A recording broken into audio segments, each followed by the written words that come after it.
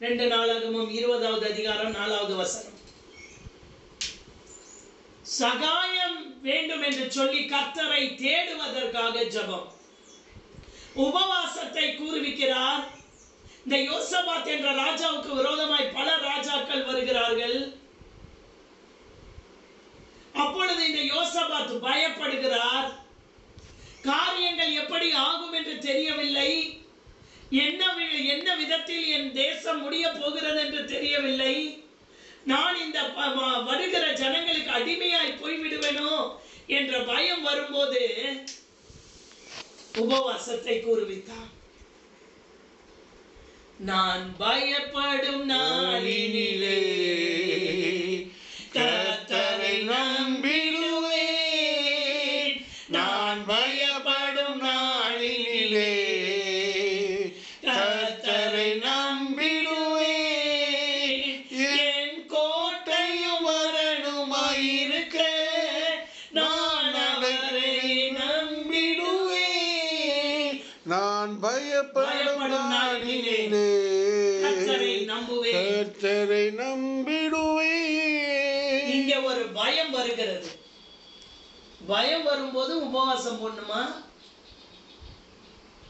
என் வாழ்க்கையில என்னுடைய வாழ்க்கையை குறித்த பயம், என் வாழ்க்கையில் உள்ள பிள்ளைகளை குறித்த பயம், என்னுடைய பொருளாதாரத்தை குறித்த பயம், என்னுடைய வீடு எப்படி நிலை நிற்கும் என்று குறித்த பயம் வரும்போது உபவாசத்தை கூறுகிறார். இந்த உபவாசம் எப்படி தெரியுமா? அவர் தனி மனிதனாய் அமர்ந்து ஜெபித்தார். நேற்று ஜெபம் பண்ணார்ல, அவர் தனி மனிதன். அவர் மட்டும் உபவாசம் பண்ணி ஜெபம் பண்ணார். ஆனா இந்த உபவாசம் எப்படி என்றால் எல்லாரையும் உபவாசிக்க சொல்லுகிறார். இந்த நாளிலே கர்த்தர் நம்மோடு பேச போகிறது. எல்லாரும் உபவாசம் இருந்து ஜெபிக்க வேண்டும். யாரெல்லாம் உபவாசம் இருக்க வேண்டும்? படிக்கலாம் அதே அதிகாரத்தில் 13வது வசனம். யூதா கோத்திரத்தார் அனைவரும், அதே அதிகாரம் 13. யூதா கோத்திரத்தார் அனைவரும், அவர்கள் குழந்தைகள், வாலிபர்கள் இல்ல, குழந்தைகள். இந்த உபவாசம் நேற்று நெகேமியா தனி மனிதனாய் சில நாளாய் உபவாசித்து துக்கித்து அழுது, எங்கெங்க குடும்பம் இங்க. இந்த உபவாசம் குடும்பமாய், இந்த உபவாசம் எல்லாருமாய், சில காரியங்களுக்காக நாம் குடும்பமாய் இருக்கும் பொழுது மகத்தான கிரியைகள் நடக்கும். குழந்தைகள் உபவாசமா? அடுத்தது பாருங்க, பெண் ஜாதிகள் இருக்குதா? மனைவிகள். அடுத்தது குமாரர், அப்படின்னா வாலிப பிள்ளைகளை கொண்டு வராரு. குழந்தை, மனைவி, கணவன், வாலிப பிள்ளைங்க, அப்படியே ஒரு குடும்பம். கர்த்தருக்கு முன்பாக நின்றார்கள். கூடின சபையிலே நின்று யோசபாத் கர்த்தருடைய ஆலயத்திலே பிரகாரத்திலே முகப்பிலே யூத ஜனங்களும் எருசலேமியரும் கூடின சபையிலே நின்று இந்த உபவாசத்தை கூறுவிக்கும் போது குழந்தைங்க வராங்க. கை பிடிச்சுக்கிட்டு குழந்தைங்க வராங்க, வாலிப பிள்ளைங்க வராங்க, மனைவிகள் வராங்க, கணவன் வருகிறார். இது குடும்பமாய் எடுக்கிற உபவாசம். இந்த 2வது நாளிலே ஒரு ஜெபம் பண்ணுங்களேன். ஆண்டவரே, நாங்கள் குடும்பமாய் உபவாசித்து ஜெபிக்க எங்களுக்கு கிருபை அருளும். நானும் கணவனும் மாத்திரமல்ல, பிள்ளைகள் எல்லாரும் ஒன்றிணைந்து ஒருவேளை உபவாசம் போட்டு எல்லாரும், அது வரைக்கும் யோவேல்ல இருக்குது, பால் உண்கிற குழந்தைகளை கூட்டுங்கள்னு. இங்க வெறும் குழந்தைகள் போட்டிருக்கு. அங்க பால் உண்கிற குழந்தைகளையும் கூட்டிக் கொண்டு வந்து ஜபத்துல போடுன்ற. வஸ்திரத்தை அல்ல, இருதயத்தை கிழிச்சுக்கிட்டு வா. வஸ்திரத்தை கிழிச்சு ஒன்றும் பிரயோஜனம் இல்லை. இருதயத்தை மாத்தணும். இங்கே யோசபாத் கூறும்போது எல்லாரும் வாங்கன்னு சொன்ன உடனே எல்லாரும் குடும்பமாய் எல்லா வீட்டில் சமையல கிடையாது, சோறாக்கினா தானே லேட் ஆகும், எல்லாம் வாங்க உபவாசம் வாங்க போலாம், எல்லாம் வாங்க தேவாலயத்திற்கு போலாம். எதற்காக போகிறோம் அம்மா? ஜெபிக்க போகிறோம். என்னம்மா ஜெபம்? சாப்பிட்டுட்டு போகலாம். இல்ல, இது உபவாச ஜெபம். இது என்ன ஜெபம்? இது உபவாச ஜெபம். இது சாப்பிடக்கூடாதுமா. நம்ம அம்மா டெய்லி சாப்பிட்டோம் இல்லம்மா, இன்னைக்கு பசி எடுக்குதுமா, இன்னைக்கு ஒரு நாள் கர்த்தர் உங்களை பலப்படுத்துவார், வாங்க என்று கூட்டிக் கொண்டு வருகிறார்கள் பிள்ளைகளை. என்ன ஒரு அருமையான ஜெபம் இல்லது? என்ன ஒரு அருமையான ஜெபம். நான் மட்டும் உபவாசம் இருந்து பிள்ளைகளுக்காக கணவனுக்காக ஜெபிக்கிறோம். என்றைக்கு இது நடக்கும் ஆண்டவரே? எங்க வீட்டில் என்னைக்குப்பா இது நடக்கும்? என்னைக்கு என் வீட்டிலே இந்த காரியங்கள் நிகழும் ஆண்டவரே? என்றைக்கு நாங்கள் பிள்ளைகளோட குழந்தைகளோட உபவாசங்கள் இருந்து ஜெபிப்போம்? அப்படி ஒரு நன்மையான குடும்பமாய் எங்கள் வீடு மாறாதா? வாங்கப்பா, நம்ம போய் ஒரு பெரிய மலை இருக்குப்பா, அந்த மலையை சாப்பிடாமையே போய் வெட்டி எடுத்துட்டு வரணும்பா.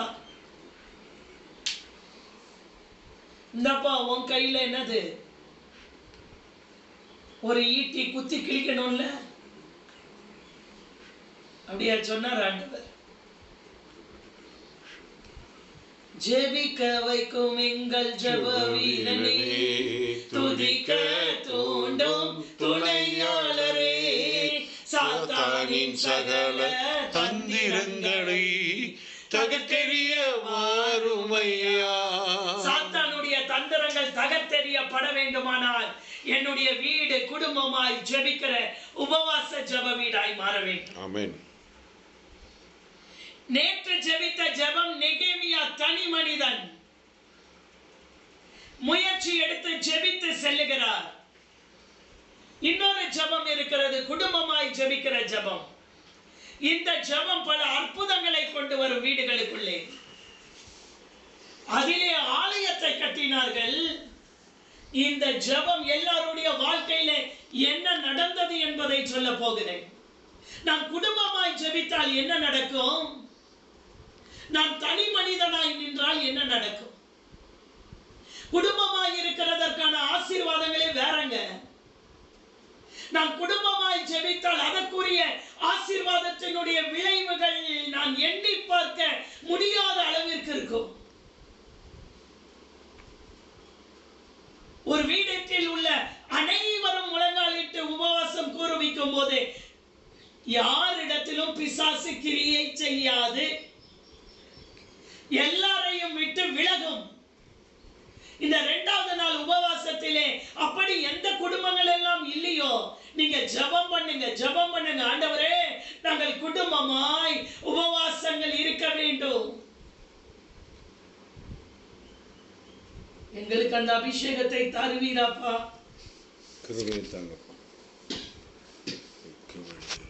எங்கள் குடும்பத்திற்கு இறங்குவீராப்பா.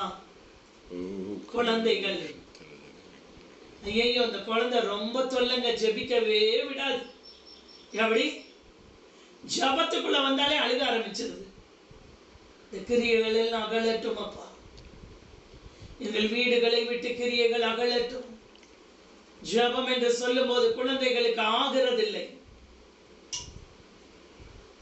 செல்போன் பார்க்கும்போது நல்லா இருக்கு, டிவி பார்க்கும்போது குழந்தை நல்லா இருக்கு. ஆனா ஜபம் என்று சொன்னால் ஒரு புறம் கத்திக்கிட்டே இருக்கு. இவர்கள் குழந்தைகளை உபவாசத்தோடு சர்ச்சு கூட்டு போறாங்க. அப்பா, நம்ம தேசத்துல நம்ம ராஜா உபவாசம் போட சொல்லி இருக்காருப்பா. நம்ம உபவாசத்தோட தான் போகணும் சர்ச்சுக்கு. குழந்தை தானே, சாப்பிட்டு கூட்டிட்டு போலாம்ல.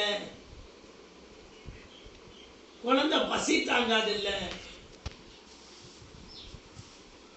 இல்லப்பா, கர்த்தர் நம்மை உபவாசம் இருக்க சொல்லி இருக்கிறார். நமக்கு விரோதமா ஏராளமான கூட்டம் வந்திருக்கிறது. நமக்கு விரோதமாக எதிரிகள் பாளையம் இறங்கி இருக்கிறார்கள். நமக்கு விரோதமாய் சத்துருவினுடைய சேனைகள் கெர்ச்சித்துக் கொண்டிருக்கிறது. நமக்கு விரோதமாய் பிசாசானவன் எழும்பி எங்கேயோ ஒரு இடத்திலே முற்றுகை போட்டு விட்டான். அவனை ஓட ஓட விரட்ட வேண்டும் என்றால் நாம் ஜெபிக்க வேண்டும். ஏன் ஜெபிக்க வேண்டும் என்றால், யுத்தம் உங்களுடையதல்ல. 15வது வசனம் கடைசி வரை, யுத்தம் உங்களுடையதல்ல, தேவனுடையது. நான் உபவாசம் இருக்கும்போது எனக்கு விரோதமா எழும்பி இருக்குது பாருங்க சத்துரு. அது எழும்புனது யோசபாத்துக்கு விரோதமா தான். எப்ப அந்த யுத்தம் ஆண்டவருடைய யுத்தமா மாறுது? நான் உபவாசம் இருந்து என்னை தாழ்த்துகிறேன். நான் உபவாசம் இருந்து என்னை ஒப்பு கொடுக்கிறேன். நான் உபவாசம் இருந்து ஆண்டவருக்கு முன்பாக என்னை அர்ப்பணிக்கிறேன். நான் உபவாசம் இருந்து ஆண்டவருக்கு முன்பாக என்னை தாழ்த்துகிறேன். எப்படி தாழ்த்தினார் படிக்கலாமா? படிக்கலாம். 12வது வசனம் படிக்கல. எப்படி தாழ்த்தினார்னு படிக்கல. எப்படி தாழ்த்தினார்? யாராவது ஒருவர் படிங்க பார்க்கலாம். எங்கள் தேவனே,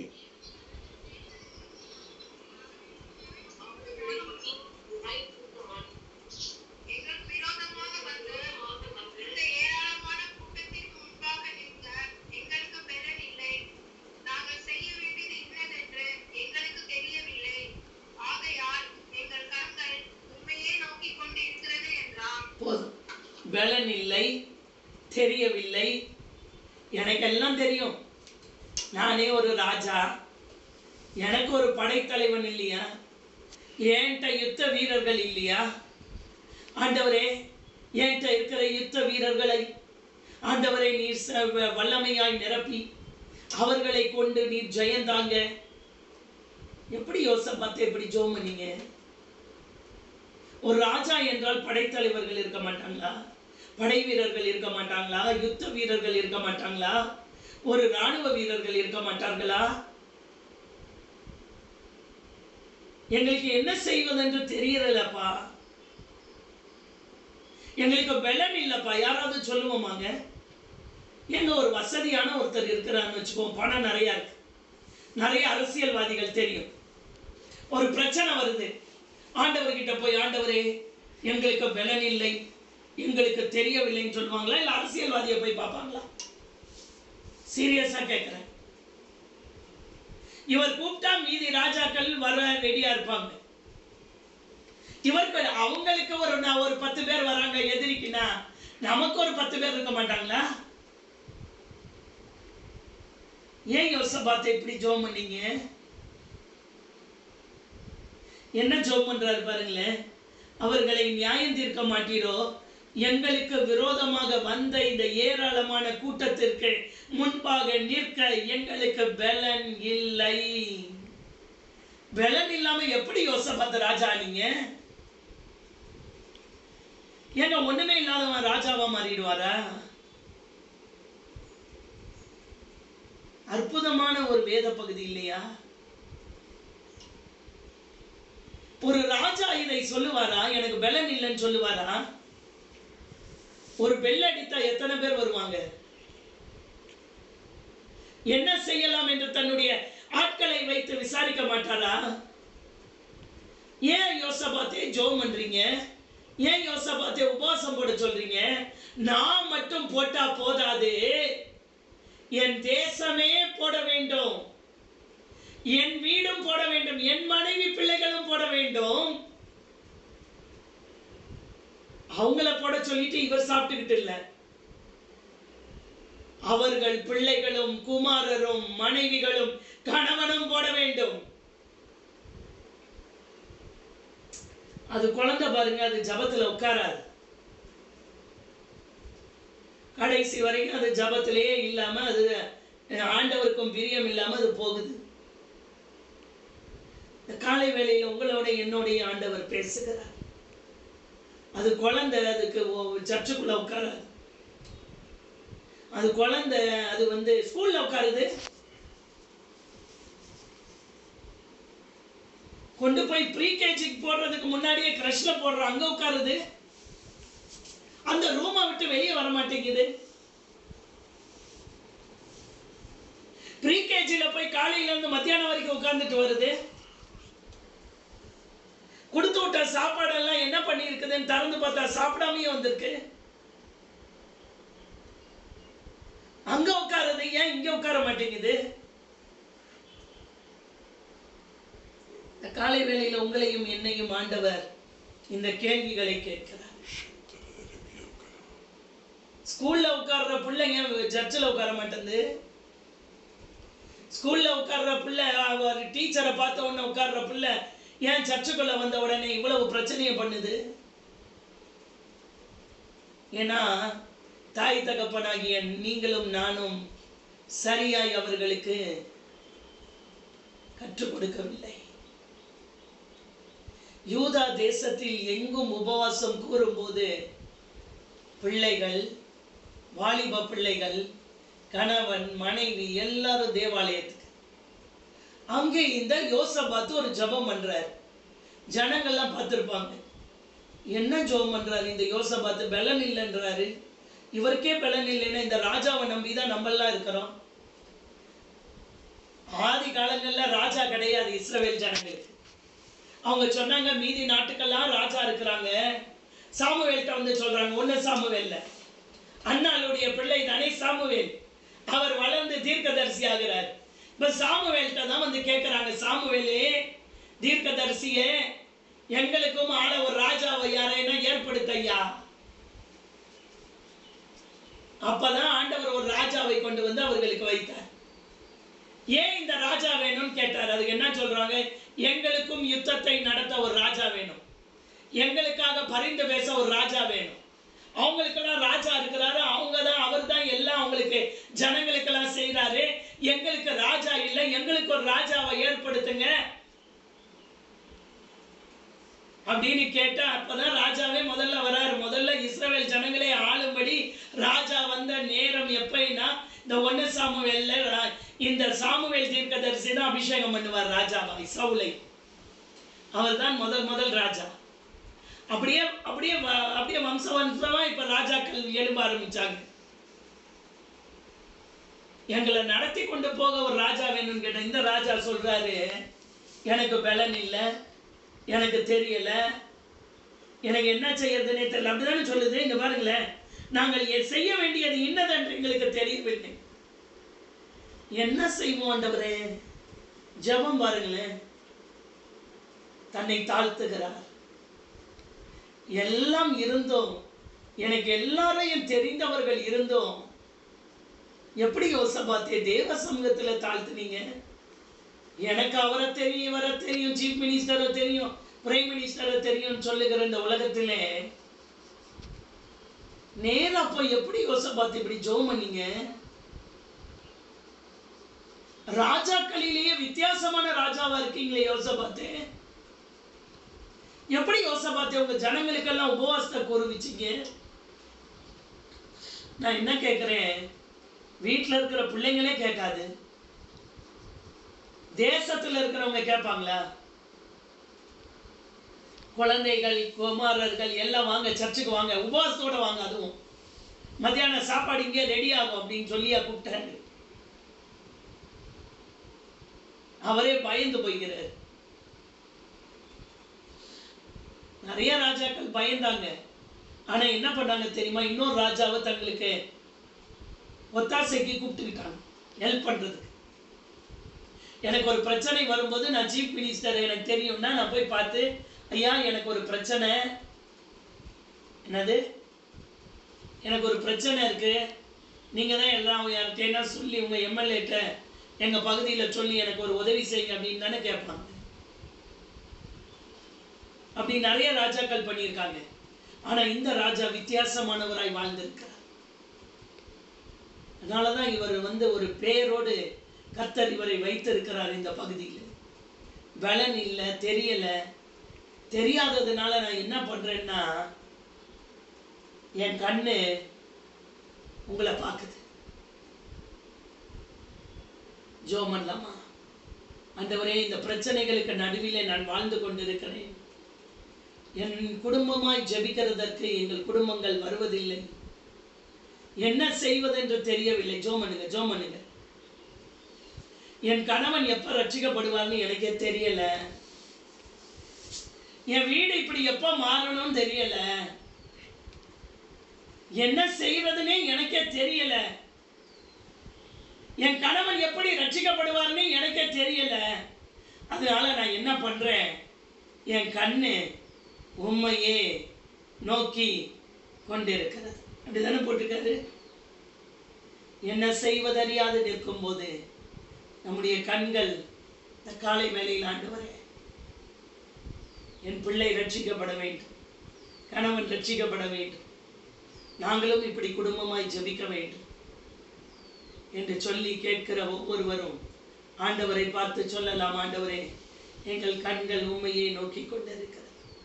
இந்த உபவாச நாளிலே ஜெபம் பண்ண போறீங்க, ஆண்டவரே எனக்கு உங்க கண்கள்ல இரக்கம் கிடைக்கணும், சகாயம் தேட இருக்குதா? இங்க பாருங்க 3வது வசனம். பயந்து கர்த்தரை தேடுகிறதற்கு ஒருமுகப்பட்டு யூதாவையும் உபவாசத்தை குறுவித்தான். யூத ஜனங்கள் கர்த்தரிடத்திலே சகாயம் தேட கூடி